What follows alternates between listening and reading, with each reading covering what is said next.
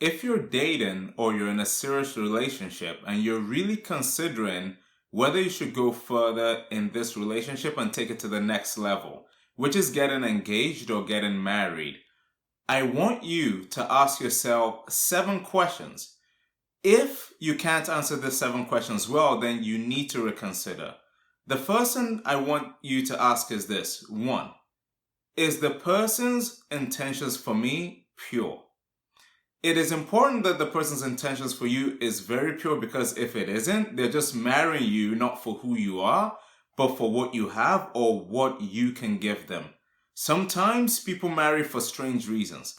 They can marry you just because they want a child. They can marry you because they want money. Or they just want to marry you because they think they're getting too old and they just want to settle.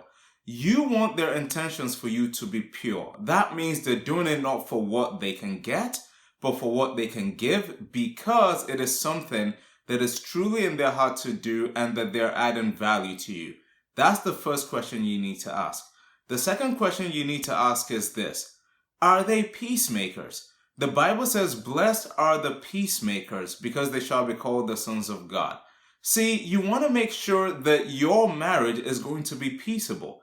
If you have somebody that's going to get upset about every single thing, this may not be the person for you. Third, are they willing to yield? A person who's not willing to yield is somebody that has to have their own way all the time. That is going to create a lot of friction in your relationship, because you won't agree on everything.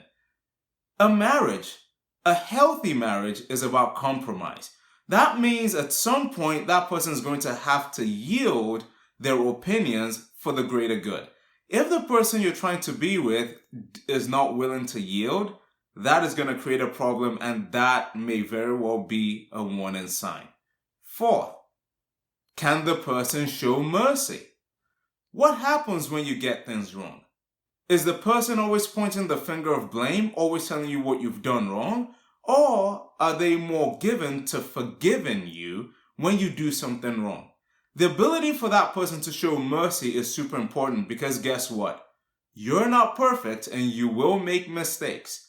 When you do make mistakes, the person has to show mercy, just as that person themselves deserves mercy. So you have to ask yourself that question. Does this person show mercy? Fifth, what about the fruit? Are they showing fruit in their life, or don't they have any fruit? The Bible talks about the fruit of the Spirit: peace, love, joy. These are important things to have in the person that you want to be with. The Bible also says, by this we will recognize God's disciples, that they bear much fruit and that the Father is glorified. So here's the thing. Is there fruit coming out of their life? Is it a lot of talk? Is it a lot of reading the Bible? A lot of raising hands, serving, going every single day to Sunday, but nothing is changing? See, you will recognize the person you need to be with by the fruit of their life.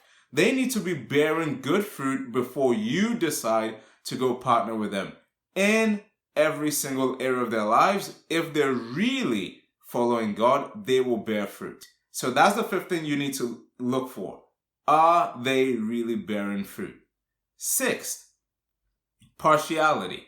A person who is meant to be with you will not be partial.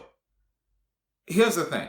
They cannot decide to just go off one way and decide something that is partial to them and then leaving you in the lurch. They won't say, you know what?